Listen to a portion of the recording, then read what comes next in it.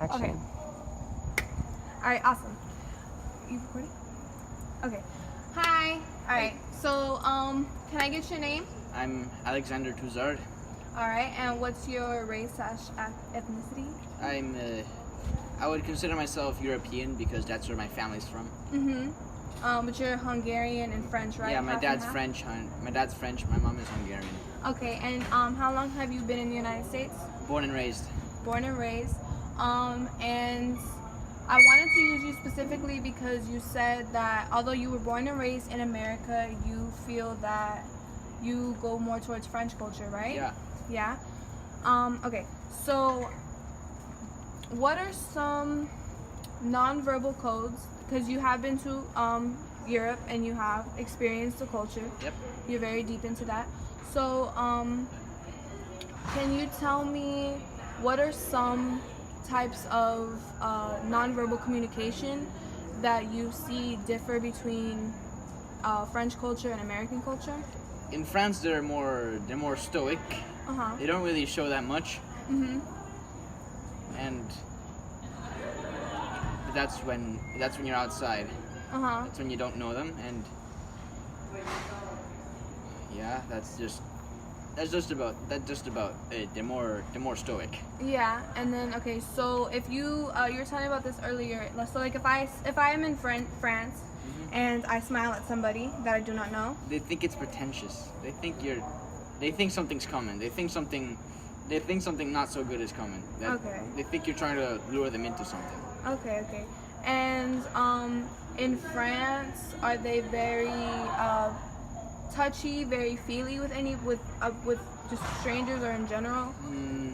Not quite. Okay.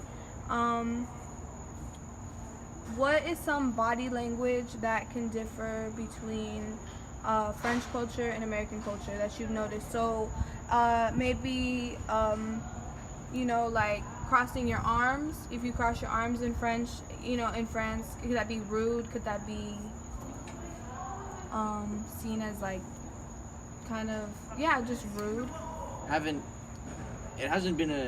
haven't seen anything like this happen because it doesn't happen. Yeah. Okay.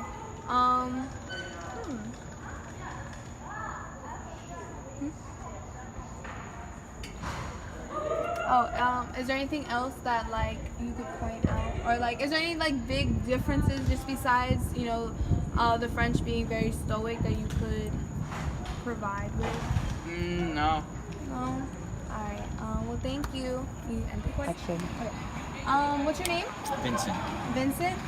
And what is your ethnicity / race? Well, in the U.S., I kind of identify myself as Latino, but in Brazil, I'm white. Like, I still don't know how that works very well in the U.S., if I can be both or not, so I don't know, I'm like... Okay, yeah. and where are you from? I'm from Brazil. Brazil. And how long have you been in the United States? As a student since August. Since August. And before that, did you learn English here, or did you learn that back home? No, I learned back home, yeah. Back I home. went to a language course for like a few years. Okay, so talk to me about how your culture can differ from American culture. Like in broad terms, like the main difference that I felt comparing the U.S. to Brazil is that Brazilians are like they're more aware of each other and they consider themselves more as a family than the U.S. The U.S. is much more like an individual country, like individualistic country than Brazil. So like Brazilians, for instance, they know all their neighbors. If they need something, they would just call the neighbors, hey, can you help me? And that's it. They hang out with their neighbors and stuff like that. And in the U.S., it's pretty much like everyone in its place and they don't talk too much. That's the main difference. Then if we go like for more specific topics like personal relations, food, clothing, then that's another type of conversation. Okay. So what is some in general, I would say nonverbal codes, so whether that be smiling, facial expressions, how Brazilians show their emotions. Do you show it the way Americans do? Because I know Americans, they can either you know, you have your set of people who either hide, you know, completely hide and like stay behind their face, but then you also have people who you can visually see when they're angry, when they're sad, stuff like that. So Sure.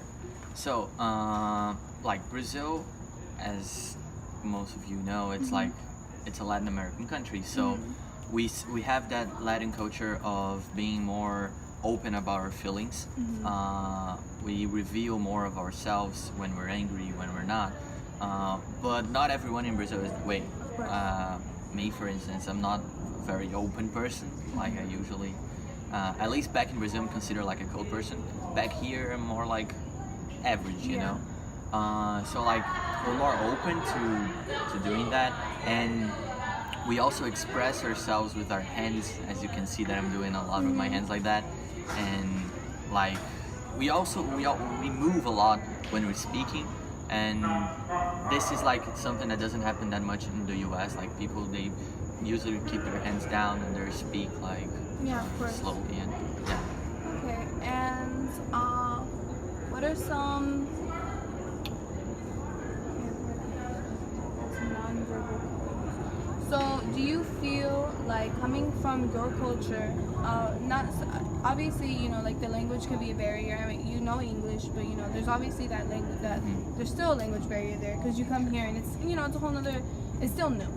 So, when do you ever feel like you it was like kind of like a culture shock, or maybe it was just kind of like different seeing Americans be so just the way they express themselves in general? Would you say that there's a difference? Yeah, like when I came here, I thought that I would find some difference in culture, but I didn't expect it to be that much, you know? Because in a lot of ways, Brazil is pretty similar to the US. And we're a Western country too, so the difference between Brazil and the US is way like smaller than it would be between Brazil and Japan, for instance.